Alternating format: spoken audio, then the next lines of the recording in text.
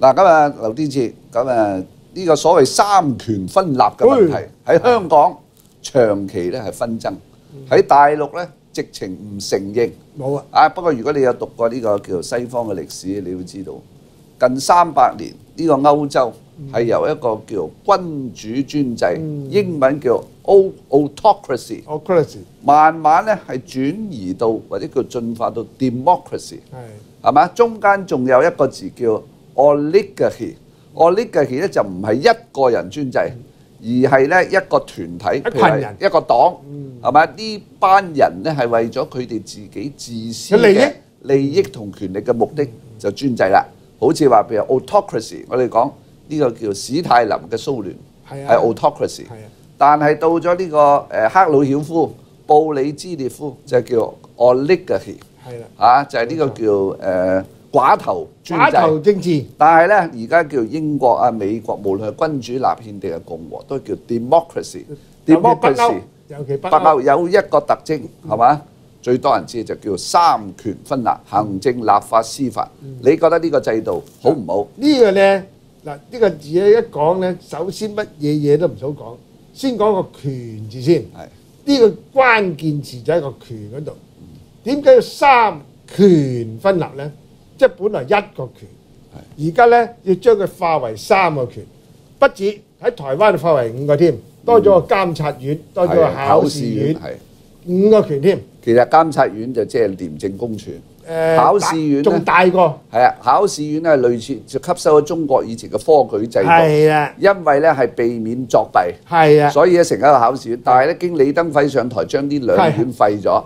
就5院就變3院，更加接近呢個美國同埋西方嘅嗰個制度啦。嗱，咁點解要講個權嘅先呢？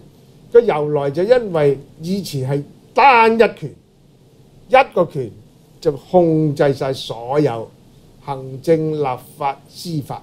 佢話一權就包攬，咁一權包攬有咩唔好呢？賢君都唔好喎，點解呢？佢又係人嚟噶嘛。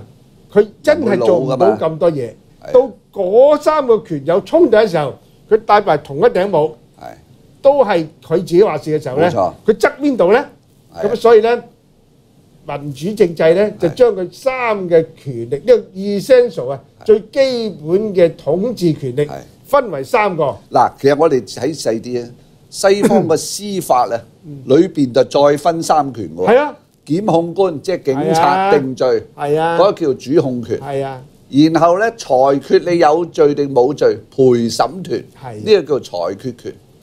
然後咧裁決係有罪啦，然後法官一定要根據個罪名去量刑，呢個先叫判決權。係啊，為咗中間嗰個陪審團話你冇罪，咁個法官幾想定罪咧都要放人。所以呢個叫司法裏邊咧都有小3權，佢有小1權同埋咧係互相牽制，互相牽制嘅。因為你差人拉人，唔該你48小時一定要有你自己認為係可以夠落鑊嘅。呢個咧就係我哋成日話咧，但係包公就唔係話張龍趙虎王朝馬漢拉人。檢控又係佢喎，查案又係佢喎，審案判決有罪冇罪又係佢喎，文明進程未去到咁，咁係叫做司法嘅 autocracy，係嘛？但係你睇人哋西方嚟講，即使司法裏邊都有一個 democracy，都有一個，因為權力咧係會腐化嘅，權力越大越容易腐化，因為到佢隻手遮天嘅時候咧，點解唔腐化咧？一定會腐化。於是乎咧。民主政制就將權力分開咗最基本嘅3個方向，而互相喺呢個方向裏邊，喺佢自己能力裏邊制衡緊。呢3個咧equilibrium一個平衡嘅平衡狀態咁樣進行，引致到咧呢個社會就更加公道啲。公道啲啫，公道啲都冇絕對公道。因為就算司法小3權。呢3權都係由人嚟行使嘅，人就有偏見㗎啦。公道啲嘅意思咧，即係話咧，比正話一個人揸曬嗰3個權咧好啲，咁解嘅喎。嗱，呢個司法咧嗰個小3權咧，佢哋都好妙嘅。嗱，呢個主控官係來自警方，一定要識法律。但係到陪審團嗰12個或者9個係來自社會各界別。係唔識得法律嘅，但係佢來自一啲有教育嘅社會背景嘅人，校長啊、會計師啊等等，佢希望你用個常識 common sense 去推論呢個被告有罪定冇罪。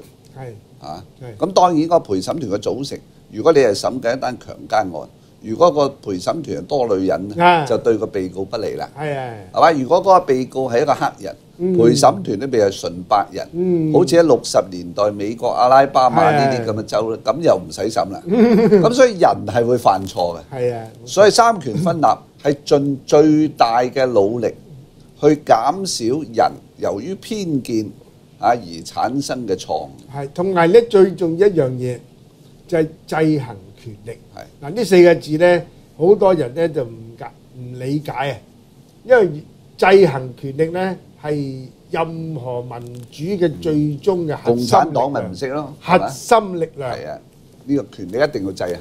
因為制衡權力，然後至能夠使到社會更幸福。呢個咧喺社會咧裏邊咧，最緊要就係制衡到施行權力嘅人。係，施行權力嘅人咧，即係話咧政府或者警察或者其他官員，呢啲咧佢有一個無形嘅權力。即使我哋而家做傳媒，我哋都有個監察權，我哋都有個權力嘅喎。你支筆，我把口，你把口係一個有制衡㗎。譬如話廣播條例㗎，係廣播條例講粗口啊，同時制衡。係啊，同時咧仲有個制衡。如果我哋中國人信嘅，你個良心啊，你個道德啊，仲有咧，仲有一個好重要，你個專業啊。嗱，西方咧講呢個咧，你點解要交俾一啲專業人士去處理一啲傳媒咧？辦報又好，辦媒介又好，因為咧佢受過一個咧嚴格嘅訓練，裏邊咧已經培養咗個人自己識自制啊。冇錯。嗱，剛才你正話講點解嗰啲民主國家有陣時好多咧係冇文明規條，好多係窿罅位，但係佢啲人都會做得到咧，就因為嗰啲人有自制能力。上到汽車，佢知道唔應該打電話㗎，嘈住人。你去到日本係啊，日本最叻係啦，自制。你上到去知道唔使個牌，隨地吐痰，黑人憎，唔使講啊！你冇見過喺英國有個牌出嚟嘅隨地吐痰，唔會自制啊嘛。好啊，你會唔會個人上到車喧嘩嘈閉咧？啊，唔會。低等嗰啲就會自己就會控制到自己。呢個咧係權力嚟㗎。你喧嘩嘈閉都係權力，但係問題咧有另外一個權力係制衡咗自己，唔係淨係靠法律，唔係淨係靠條條例，唔係靠個罰，仲係靠自己點樣尊重或者對自己點樣體會呢個權力，自己點樣施行。